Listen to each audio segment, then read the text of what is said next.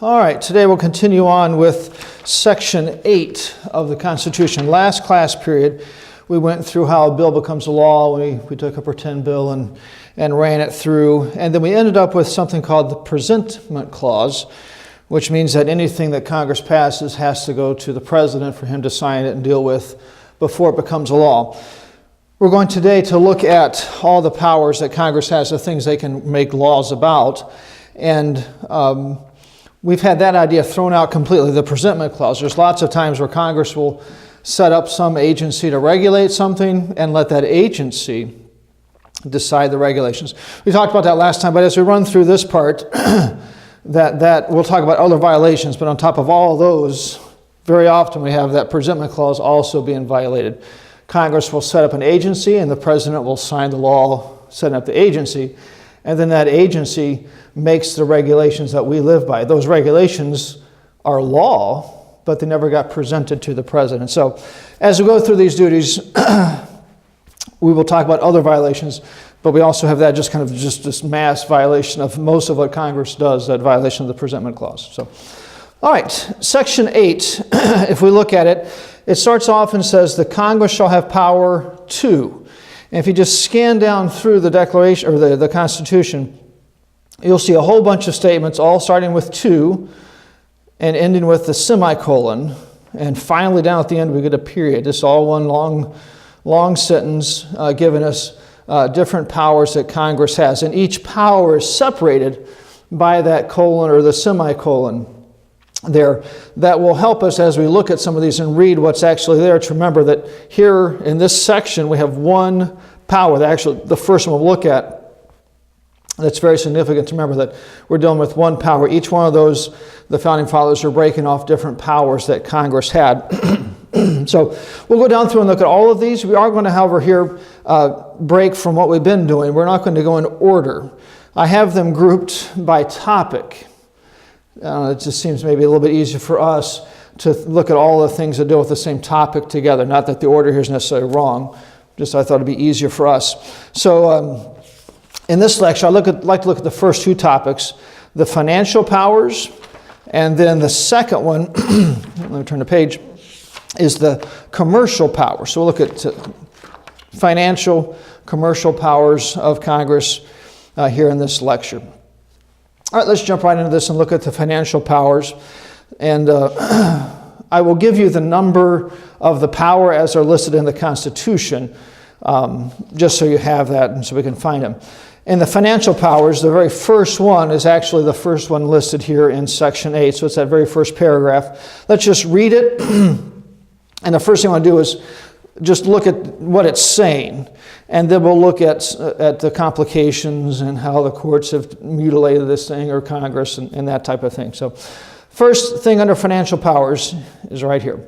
The Congress shall have power to lay and collect taxes, duties, imposts, and excises, to pay the debts and provide for the common defense and welfare of the United States.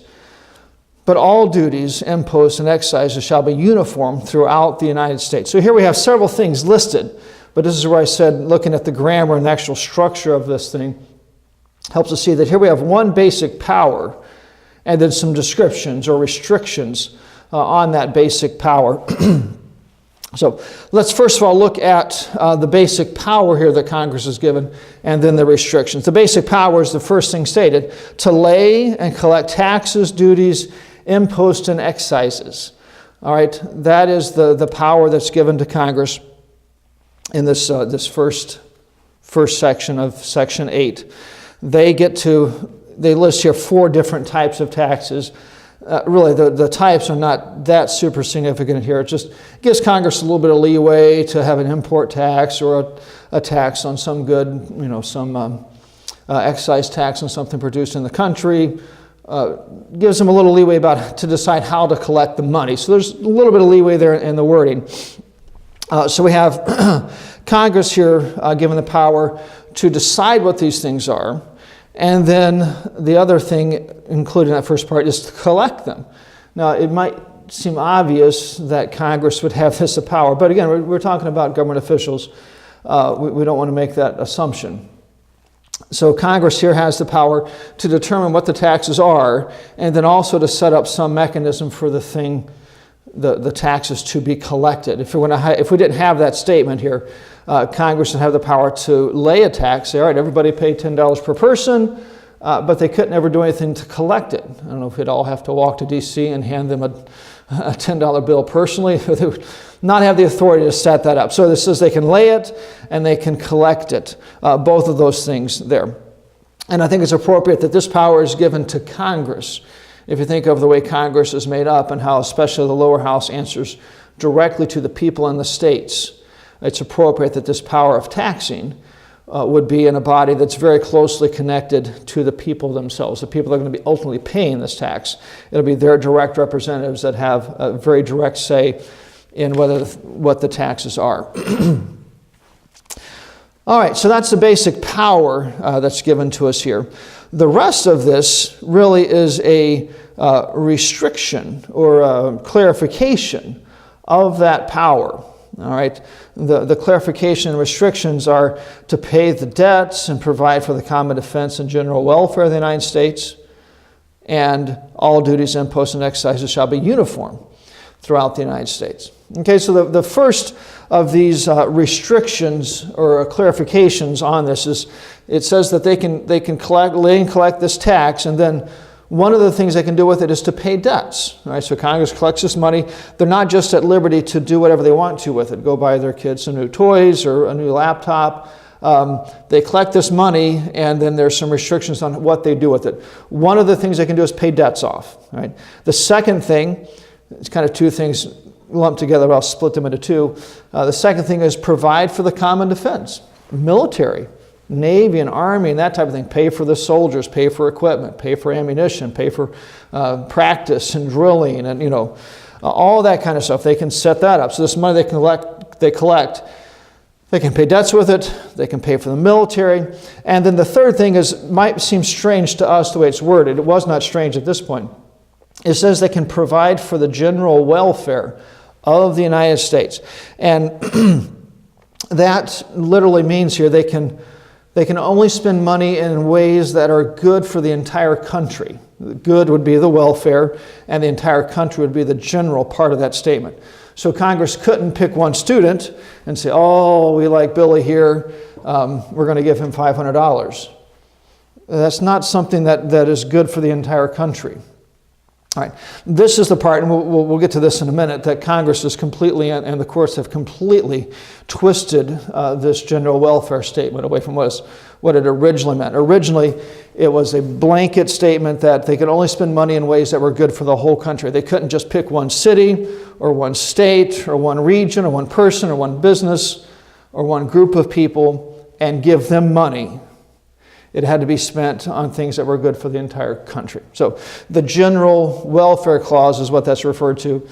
And it is one of the big places where Congress and the courts have just blown open this really a restriction on what Congress can do. All right, so right there we have three restrictions or clarifications on what they can do with this money. The last statement here also fits in this restriction clarification category. It says, but all duties, imposts, and excises shall be uniform throughout the United States. So here we have taxes involved with trade, things going in and out of the country to other countries, and it just says these need to be uniform, the same. Congress couldn't say if you ship something out of Chicago, you're going to pay 25% of its value, but if you ship it out of New York, you only pay 10% of its value. Or things coming into the country, they couldn't have different rates in different places. Whatever they establish here has to be uniform. Okay. Now, it might strike you if you're actually paying attention that they don't list taxes there. It says up above they have the power to lay and collect taxes, duties, imposts, and excises. Down below it only says duties, imposts, and excises. Just lists the three that deal with things coming in and out. Really, the explanation for this is not that difficult. The other taxes would be possibly an excise tax, or even if you think of something we deal with today, a sales tax. The sales tax is the same throughout the whole country, but each state does not pay the same amount, right? If all the states had a 5% sales tax, Some states would collect a whole lot more than other states. So it wouldn't be a uniform thing if Congress decided to go that route. Or historically, there was a tax on whiskey and other things like that. So the areas of the country that produce the whiskey, the taxes fall heavier on them. So you would get different areas of the country paying taxes differently, or more, at least the net result of it being different. So the taxes are not included there because of that type of issue. But the duties, imposts, and excises, that's just the tax on goods coming in or out, that type of thing, that is included. All right, so we have here just a basic power that Congress can lay and collect taxes. Don't forget that in this discussion. That's the power. All the rest describes the manner that they do it or what they can spend it on, that type of thing. They are not separate powers. The courts want us to think that these are all separate powers. And you can just look at the grammatical structure of this and see this is, in the minds of the founding fathers, the guys who wrote this thing, they were putting this all together. And if we're wanting to understand the original intent, we need to think of it that way. Okay, so we have the basic power, and then we have these restrictions, clarifications, complicating issues. Now let's look at how Congress and the courts have completely mutilated this, and especially that general welfare part. That has been used to just blow open the dam and allow the whole welfare system as we think of it today. Literally, FDR, Franklin Roosevelt, pointed to this phrase, this welfare clause, as him just providing for the general welfare, implying and using the idea that this was a separate power of Congress. And we've already looked at that it is not. It's a restriction, but he was saying he wants to provide this welfare. And that term welfare we still use today, and it makes it sometimes difficult to look at this. All right, the Supreme Court has come up with a definition, if you want to call it that, or kind of a four-part test to see if some spending of Congress, here we have this laying and collecting and the restrictions on what they can spend it for, some spending of Congress, whether or not that's constitutional. All right, let me run down through this. And the very first part, we can see where the general welfare part is abused, right? The first point in their prong is that this spending, the first point in their test, is that this spending has to be for the general welfare. Okay, that kind of, well, they're using the same words to define the words, so we have a problem. It goes on, in that case and others, it was determined that only Congress can decide what is for the general welfare. They've actually determined that it can't even be challenged in court. You know, if you claim that your friend gets $500 from Congress and you don't, and you say this is a violation of the Constitution, I'm going to take this to court and say they violated the general welfare clause. They didn't give me $500. They should give everybody $500 or whatever. You know, you're claiming a violation of this. The courts would say, well, Congress decides that. Literally, it means whatever they think it means. All right, which means it just whatever the current members of Congress, if they feel like they should spend money on it, then it's deemed for the general welfare. Right? Turning the whole thing on end, if you think about this general welfare being a restriction on what they can do, it has now been determined by the courts as it means that Congress can do anything they want. And as long as it's spending and they think it's for the general welfare, then no one else can really challenge it.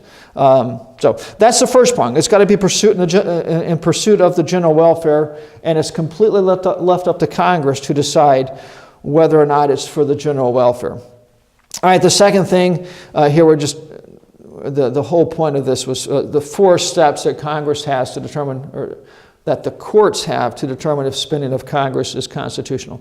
1, it's got to be in pursuit of the general welfare.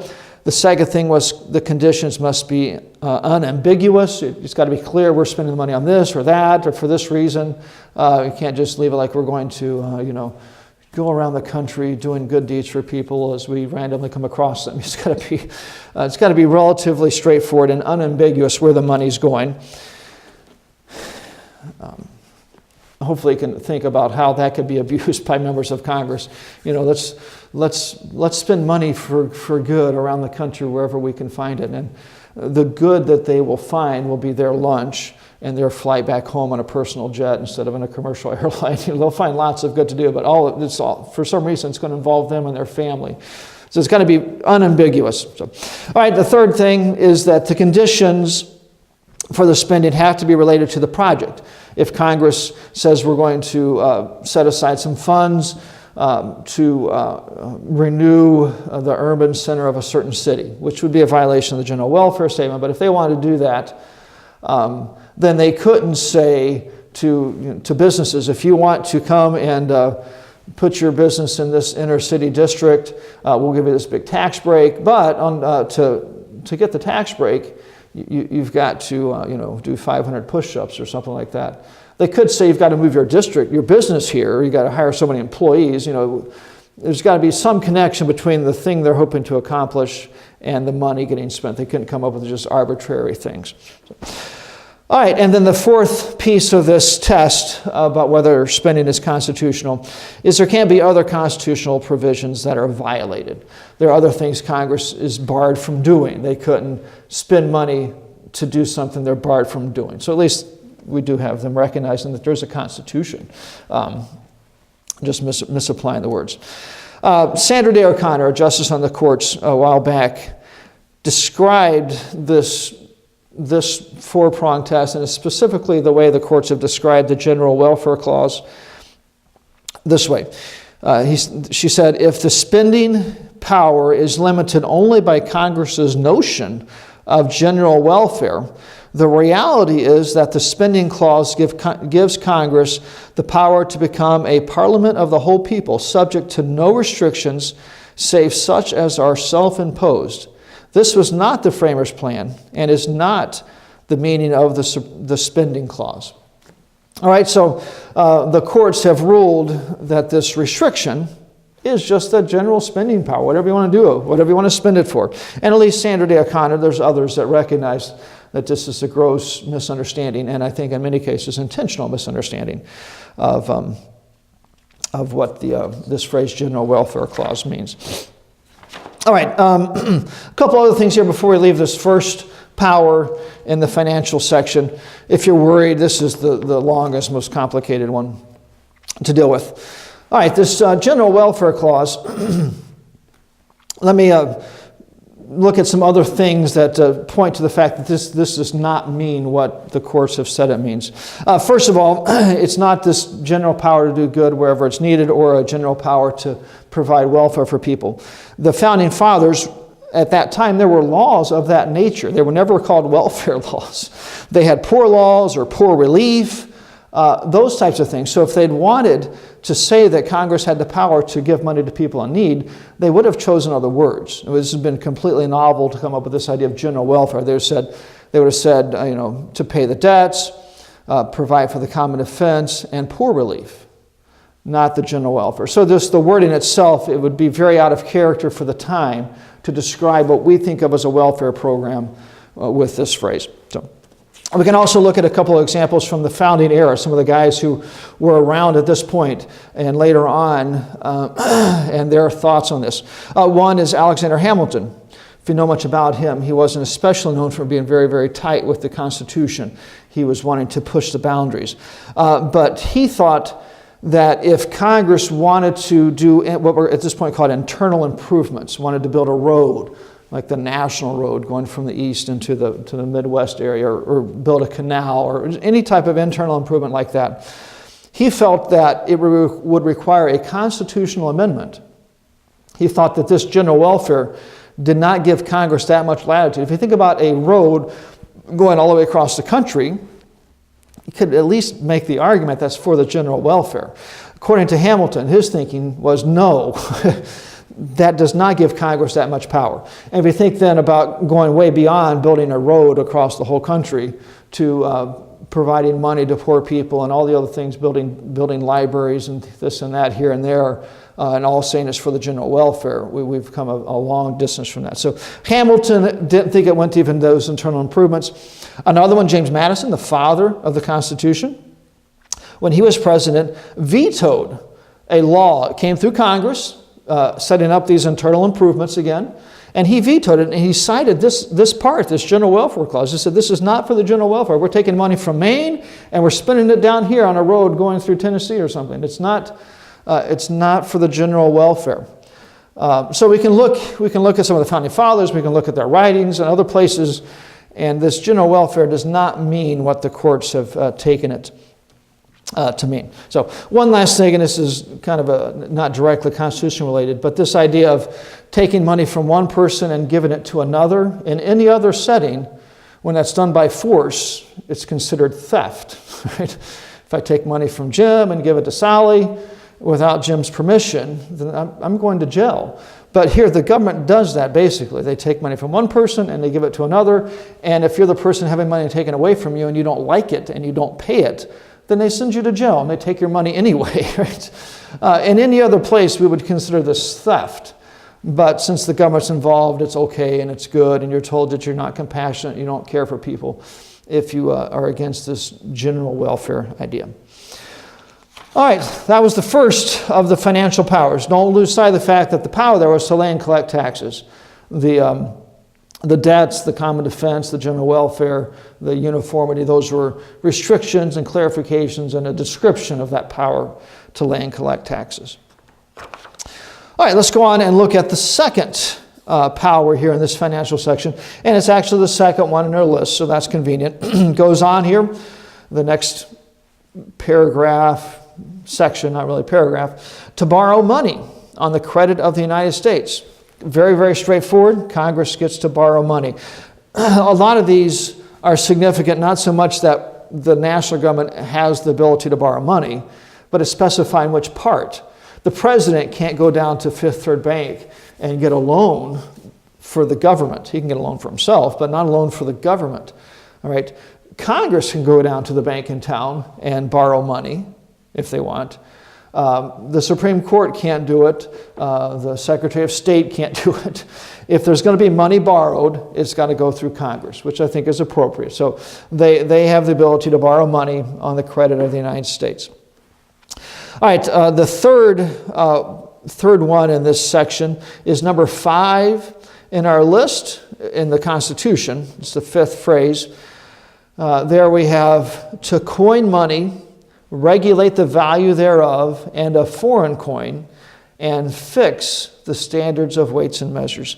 Some of you guys with evil minds instantly thought of, they're cheating, they're fixing the weights and standards, what you did with your little brothers and sisters when you played games with them. We're not talking about fix in that type of sense. We're talking about fix here in making it standard. So, all right, so here we have a couple of things listed, and again, it's good to remember this in the minds of the founding fathers, kind of as all one related topic. They could have very easily made 2 separate phrases here, but they decided to leave it all as one. All right, so let's first of all here, like we did with the last one and the prior one, look at just the actual powers very directly. And then there is, here it might seem hard to figure it out, but there is some confusion and mutilation by the courts and Congress. All right, so the powers directly given out of this one are to coin money, and we see a few other things out of that one. Coin money, regulate its value, and regulate the value of foreign coins. All right, so Congress can make a coin, put a stamp on it, and say, this is $1. Right? They can make a smaller coin, put a stamp on it, and say, this is $0.25. And Congress gets to decide the relationship between the two, how much gold goes in this one, how much gold goes in this one. The president can't do it. The courts can't do it. Congress is the one that gets this power. And that coin money, the tightest idea is to literally make coins. I mean, take metal and stamp it into a coin. That's the tightest definition. I think it's fair and allowable to allow paper money that is backed by gold. The money we have today is not that, and we'll talk about that. But I mean, we're here thinking about taking coins or taking gold and making coins out of it, or on the outside edge, taking gold and printing the appropriate amount of dollars to represent that gold, and then putting that gold in storage. Actually having the money, every dollar you print, you have that dollar of gold in storage. It's called backed by gold. That, I think, is allowable here in this coin, but the very tightest would be just literally making coins. So Congress has that power. The President can't, the Supreme Court can't come out and say, hey, let's make our own currency. This would be kind of fun. We'll compete. No, it's Congress only has this power. And the other part, regulate the value and of foreign coins. Congress can say this is $1 and this is a peso and this is the relationship between the two. This is how much our money is worth in relation to theirs. Again, it's not so much significant that the power exists. It's just here specifying which part of this national government gets to pick this, which one gets to do it. And it's Congress that gets to do it. All right, the other piece of this one is that Congress is the one that establishes the standard of weights and measures. We need to have across the country a uniform measuring system. All right, Congress has come up with, and it's their job, the official definition of how long a foot is or how much a pound is and that type of thing. They're the ones that decided that we're going to be on the standard system as opposed to the metric. And if we ever switched, it would take Congress to make that decision. The president can't just get up and say, oh, the metric system, it's so much better, we're switching there. And there are some advantages to the metric system. Historically, I don't like it because it comes out of the French Revolution. But if we ever were going to switch, it would be Congress that makes that switch. So again, what the particular standards and whatever they are is not that significant, but the idea that Congress gets to do it. And it's supposed to be fixed. They're not supposed to, one year a foot is this long, next year it's this long, and just kind of float it back and forth just for fun. Just kind of set it, make it standard across the board. Okay, so the surface here is very simple. Congress gets to make our money, and they get to establish the weights and measures for the country.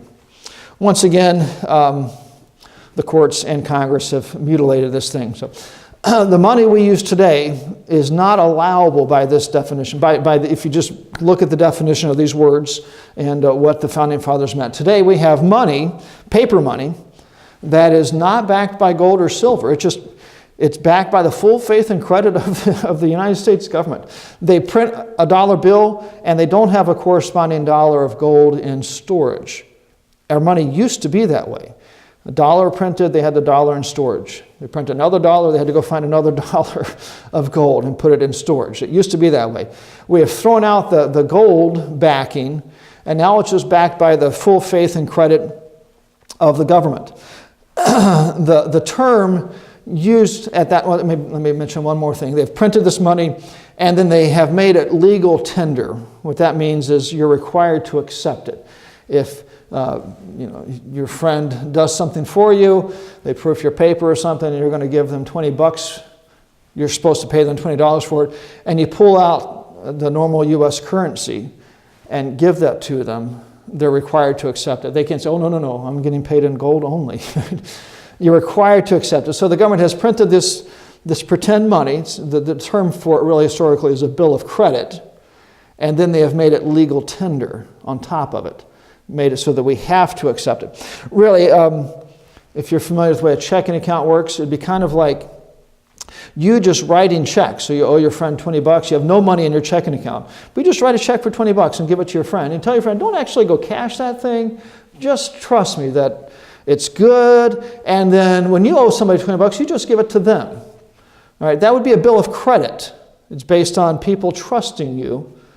All right, and the government has gone one step further and made it so that you have to accept that money. It's called making it tender, legal tender. On our bills, it actually says this is legal, this is tender for all debts, public and private. All right, so that is not coining money. Right? And our Founding Fathers weren't stupid. They were aware of things like that. They were called bills of credit at that point. So if they'd wanted Congress here to have the ability to emit these bills of credit, they would have stated bills of credit. They didn't just put coin money because nobody had thought about, wow, just printing money and saying it's worth something. No, who would think of that? It had been thought of. It had been tried. And they were saying, not here. Only really coining money. All right, the Supreme Court has ruled way back, going to 1871, I believe, was the first time that they've ruled that Congress has the ability to emit these bills of credit, to issue bills of credit money as we think of it, and required to be legal tender. For a long time, even after that, we still had money backed by gold and silver. During the FDR era, we throw out the gold standard, then we throw out the silver standard completely, and now we have money that is not backed by anything other than the government trusting the government. So one other thing that's interesting to note here, and it really points out the fact that our founding fathers were differentiated between coining money and emitting bills of credit. In Section 10, Paragraph 1 of Article 1, we have some things here that states are not allowed to do, and I'll just read the first little bit. The first couple things don't apply, but we'll get there quickly. No state shall enter into any treaty, alliance, or confederation, grant letters of marque and reprisal, and then here's where we are, coin money, so states could not make their own money anymore. They could not emit bills of credit, all right, different things in their mind, coining money, emitting bills of credit, and then make anything but gold and silver a tender in payment of debts. Right, so what we've had, Congress has the power to coin money, but now they have issued bills of credit and made them legal tender. And they do recognize here in the restrictions on the states that these are separate things. All right, so for the courts and Congress to say, oh, we have the power to coin money, that includes bills of credit, really it is not taking the Constitution at face value and definitely not taking the ideas of the Founding Fathers and applying them directly here. All right, that was the third in this list of financial powers. Congress has the power to coin money and to fix the standards of weights and measures. All right, one more in the financial section, and it's number 6, right below the one we just did. Congress has the power to provide for the punishment of counterfeiting, and counterfeiting the securities and current coin of the United States. Okay, so counterfeiting, who gets to do that? Congress does. Now it says they provide for it. I really think it'd be more fun to make the individual congressman go out and try to hunt down counterfeiters and grab them themselves and haul them off to jail. That would at least keep them busy. But they don't have to do that. They can provide for it. They can set up a system to hunt down and punish people who counterfeit money or the securities of, a legal document obligating the government. A bill of credit would fit in that. There were bills of credit issued prior to them being made tender. They were not legal tender, just the government would issue this piece of paper saying, yeah, we'll pay the bearer of this money at some point in the future, but you were not forced to accept it. So something like that would fit in securities. All right, so anyway, counterfeiting. Congress is the one that gets to set up a system for them to be punished. Now, the president, as the chief executive, he would actually execute that system, but Congress is the one that sets it up. All right, so we have there some things that deal more directly with finances. The next one deals with commerce, so you might think the two bleed over something. They do, obviously. But let's switch now to commercial powers of Congress. And here we just have 3. The last 2 are very short and very easy to handle. The first one we'll look at is very simple, but Congress and the courts have gotten this one wrong as well. It's another place where the power of Congress has just been bloated way beyond any reasonable measure of what the Constitution says. Right? All right, commercial powers. The first in this list is number 3 in our Constitution, so right below the power to borrow money, number 3. There we have the Congress shall have power to regulate commerce with foreign nations and among the several states and with the Indian tribes. So 3 different groups here that Congress has the power to regulate commerce with. The first one is foreign nations. That would be import taxes, tariffs, that type of things. Congress, trade agreements. If we're going to make some special trade deal with England, it would go through Congress. The president can't just arbitrarily do that. The courts can't. Congress has to have their hands in that. So foreign nations, the trade between the states, commerce between the states, that Congress regulates that. One of the weaknesses of the articles was that Congress did not have authority over this. We had states getting in spats back and forth about tariffs from one state to the other and not allowing imports and all that kind of stuff. That's all given to Congress. And really the thought there was to just stop all of that. We don't want Indiana and Illinois to get in a trade fight. We're supposed to be one country, and the commerce should flow freely back and forth. And it was given to Congress the ability to do this, to specifically keep the states from doing it. This interstate commerce has been used by Congress to just pretty much regulate anything they want to, and we'll look at that in just a second. All right, so we have here Congress has the power regulate the trade with other nations, regulate the trade with the different states, and then the trade with the Indians. I think it's appropriate that Congress handle all of these with other countries. We don't want every country to look at America and say, wow, there's 50 sets of laws.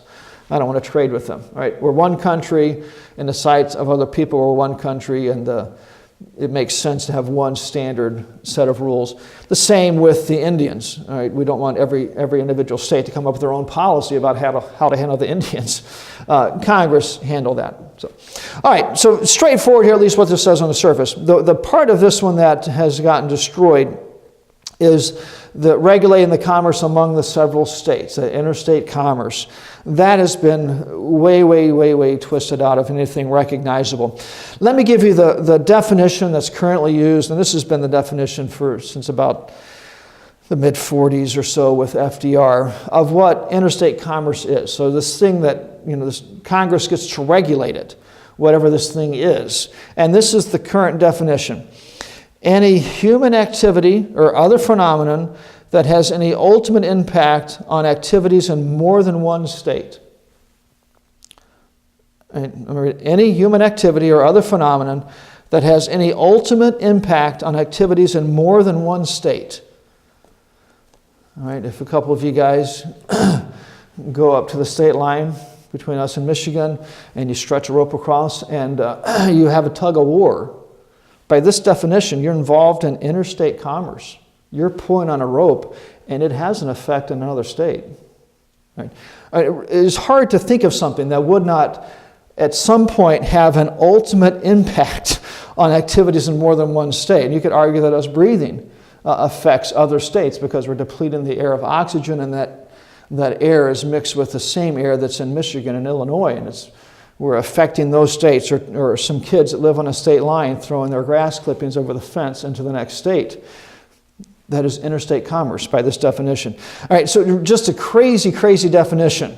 We could legitimately argue, well, what exactly is interstate commerce? You could legitimately argue that, but this is nowhere in the spectrum of even a legitimate consideration of what the definition is. But this is the basic definition that Congress has come up with and the courts have come up with. That if something falls under that definition, then it's considered interstate commerce and can be regulated by Congress.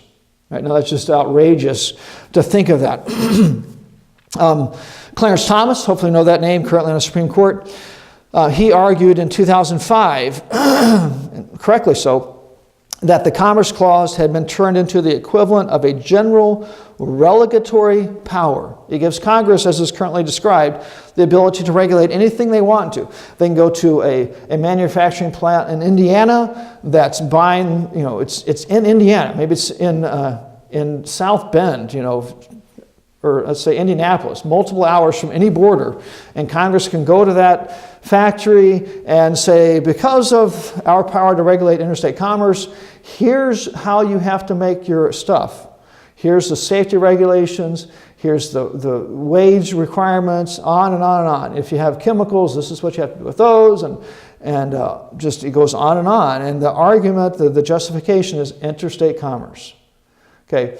It would be very hard in a sane world to think about a factory multiple hours from any border and them making a product, that being interstate commerce. You could maybe argue, though, once they put it on a truck and ship it across the state boundary, then it's interstate commerce. Yeah, Congress, that's interstate commerce, but making stuff in a factory? But according to the definition, it does. All right, so Thomas here, recognizing this appropriately so, let me give you two examples of things through the years that have been deemed under the jurisdiction of Congress's ability to regulate because of the Interstate Commerce Act. The first one, this has been changed now, but it used to be that Congress set up gun-free zones around schools. So many schools still have these, but it used to be Congress that dictated these things. And what their argument was, and it actually held up for a while, was that guns are bought across state lines. People go from Indiana and buy a gun in Illinois and bring it back. So they said guns are bought and moved across state lines. Therefore, we can regulate school zones. Okay, if you're sitting there thinking, yeah, I see that. Please don't ever vote. Okay, that's insane. We're talking about a school zone. All right, and if the people in that community want to have armed teachers, it's their decision. Congress here is mandating that they can dictate that there be no guns in the schools, and the justification was the Commerce Clause. Okay, that's insane. Okay, another one, this is in the Civil Rights era. The Supreme Court ruled that a hotel in Atlanta, Georgia, could be regulated by Congress. And the justification will make your head spin a little bit. What they said was that people might travel from out of state and stay at the hotel. Therefore, they are affecting interstate commerce. Now, again, if you think about going to a hotel, you pay for your room, you go to your room, there's not interstate commerce taking place, right? Unless it happens to be maybe right on the state line and you pay on one side and sleep on the other. But, it's in Atlanta, it's not on the state line. And the court ruled that Congress could regulate that hotel because they affect interstate commerce. Again, that's mind-boggling to think about that stretch of a definition. Now, that was in the Civil Rights era and it had to do with segregation. I'm not trying to argue that segregation was good. I'm trying to point out here that the constitutional argument that justify it was flawed. Seriously, very seriously flawed. So, all right, the commercial powers of Congress should be very straightforward, but once again, it's been used by the courts and Congress to just blow open the doors of what they can do. So the Commerce Clause here and the Welfare Clause we looked at with the financial powers, both of those have been used tremendously. We're not going to get to it today, but the very last section last paragraph of Section 8 deals with another set of powers that has been used to seriously blow open the doors here as well. But all right, for now, just those two. All right, there's two other things we need to look at here with these commercial powers. The longest one here is the commercial powers, the Commerce Clause. The other two are 7 and 8 in our list, and they are fairly straightforward. Number 7 is to establish post offices and post roads.